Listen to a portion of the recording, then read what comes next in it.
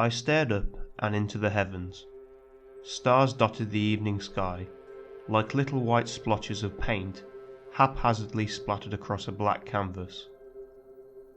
It reminded me of the type of piece one might find in a terrible surrealist art gallery. On a nearly moonless night, the tiny twinkling specks of light were the only things illuminating the darkness brought on by dusk. The days had become unbearable due to the constant bombardment of UV rays that I had been forced to endure. The evening's cool air tended to my damaged skin and gave me a reprieve from the daily beatings I took from the sun. The night also provided constellations, which had become a welcome distraction. The stars told stories that helped me forget about the decrepit old lifeboat in the middle of the ocean that I was stranded in. I barely noticed the commercial fishing boat as it approached my dinghy, a testament to how far gone my mind had become with the weeks of isolation out at sea.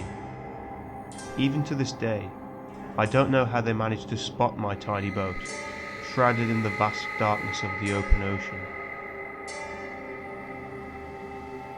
"Hey there, are you okay?" The young man was looking down at me from the bow of the ship.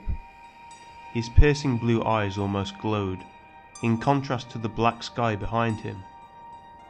Upon further inspection, I could see the whiskers that had begun to sprout from his face, a result of going days without shaving while out on the water.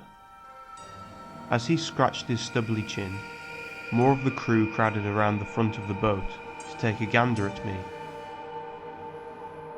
I suppose a half-dead man marooned out at sea was the strangest sight they'd seen in quite a while. An honour I would hold for only the briefest of moments. "He's alive," one of the fishermen shouted. "Let's get him up here now." As I watched the crew frantically buzz around the ship's deck like a bunch of worker bees, trying to figure out how to bring me aboard, a laugh escaped my mouth. Not a loud bellowing one, mind you, just a tiny giggle. It was the irony of the situation that I found comical. Perhaps that last little chuckle was the humour centre of my brain, finally fading from weeks of emotional agony I had sustained. Not going out with a bang, but with a whimper. Just a tiny giggle. It started with a loud crash across the starboard side of the boat. Shouts and expletives streamed from the mouths of the startled sailors as I watched them desperately try to make sense of what had just occurred. Another thunderous clang rang along the side of their ship, and this time it tipped. The once silent ocean air was now filled with sounds of chaos as the trawler smashed along the surface of the sea. The trawler was tipped upside down and sent the men toppling overboard into the cold, murky water. I struggled to lift my head in order to peer over the side of my dinghy at the anarchy taking place around me. The fishermen barely had a chance to breach and catch their breaths before it began pulling them back down into the abyss. Their panic quickly intensified as one by one they started to realize their crewmates were disappearing into the deep dark sea. You've never truly experienced pandemonium until you've heard a dozen grown men screaming for their lives in the middle of the ocean. The young man who'd first greeted me from the ship's bow thrashed and kicked through the water, urgently trying to make his way towards my lifeboat. With salvation merely inches away, he flailed his arms wildly, reaching and grasping with reckless abandon, attempting to grab onto the side. I watched the hope in those piercing blue eyes of his turn to hopelessness as a black, sludge-covered tentacle wrapped itself around his ankle and yanked him back down under with one quick jerk. Without warning, the massive creature erupted from the surface of the sea.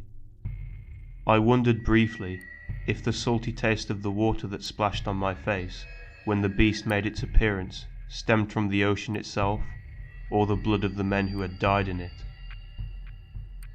I shut my eyes, hoping not to catch a glimpse of its horrible features. The sound of the water trickling around the Leviathan's body as it waded towards my lifeboat caused me to wince in fear. Though my eyes were clenched tight, I could still feel its awful presence as it closed in on me.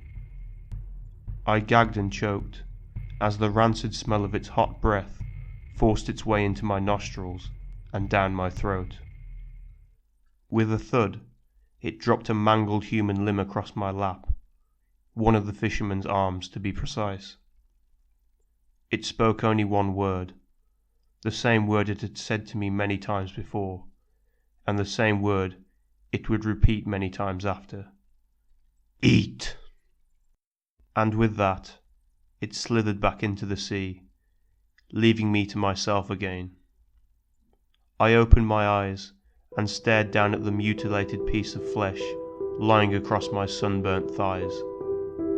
For a moment, I was tempted to throw it back overboard, but thought better of it, fearing retaliation from the creature for not listening to its commands. For whatever reason, it seemed to want me alive, but I wasn't about to test its patience. I sunk my teeth into the skin and tore a chunk of muscle from the bone. It had been weeks since I had last eaten. The hunger pains in my stomach helped to subdue the horrors in my mind and made the atrocity of cannibalism slightly easier. I let out a sigh and looked back up into the starry night. I was alone once again, and once more only silence reigned over the ocean's cool air.